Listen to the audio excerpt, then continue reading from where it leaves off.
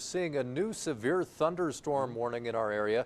Sam, where's that storm right now? Well, it's that same thunderstorm that was up on top of Cimarron Hills. It's moving south, right over top of the airport and even headed towards Fountain. So I'll show you that on the radar in a moment. But really turning into a busy weather day. I pointed this camera on Cheyenne Mountain directly east, and it's looking at the thunderstorm that's on the southeast side of town, but it's even hard to see because all the haze out there. We're actually listed as unhealthy for sensitive groups for our air quality. So very hazy in the valley and also dealing with these thunderstorms rumbling around.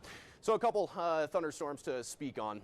This line of thunderstorms that was headed towards Kim seems to be undergoing some weakening over the past couple scans on the radar, which is good news, but still keeping an eye on eastern Los Animas County. Then also a few thunderstorms on a line through El Paso County and Teller County, so halfway decent thunderstorm actually crossed through Cripple Creek, dropping some pretty significant rainfall and small hail as that storm continues to move just south of Cripple Creek. But the strongest thunderstorm of the evening so far has developed just off to the east of town, and notice it has also undergone some weakening in the past few scans of the radar. But still, the National Weather Service in Pueblo marked it as a severe thunderstorm warning, as we're still getting reports of upwards of ping pong ball to even egg-sized hail over Peterson Air Force Base. So damaging hail coming out of the storm. You can anticipate about 45 to 50 mile an hour wind gusts, as well as some heavier rainfall. And notice our severe weather threats for our barren products is only showing that small shade of purple, so it does seem like it has weakened over the past 10 or 15 minutes. It's something to keep an eye on if you're out in Fountain. If that storm continues moving just south, it'll actually dodge Fountain to the east. So Fountain residents, just keep looking north at that thunderstorm. It should be headed towards Fountain within the next 25 or 30 minutes. Then on your radar in the northeastern corner, again, this severe thunderstorm warning just south of Highway 24 and north of Highway 94. So it is mostly in rural spots, but still dumping a pretty hefty amount of rainfall, as those dark shades of green indicating closing in on 2 inches of rainfall in the past hour, and even some areas of heavier rainfall just east of Colorado Springs associated with that thunderstorm. So don't be surprised to see some water on the roadways, so that's something to keep in mind. I don't think we'll see any flash flood warnings out of the National Weather Service, but it's always a possibility with some of these quick hitting thunderstorms.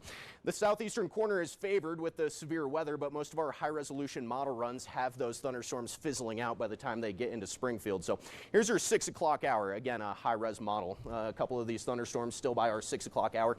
After 7 o'clock, those thunderstorms will be well south of Colorado Springs, so we'll get some sunshine even before the sun goes down. A thunderstorm in southwestern Pueblo County is possible for this evening, as those thunderstorms finally weaken and dissipate overnight tonight and turn mostly clear in Colorado Springs. So that's your severe thunderstorm forecast, but also dealing with that smoke and fire forecast from I-70. Notice this darker shade of gray. That's indicating even thick smoke making its way to I-25.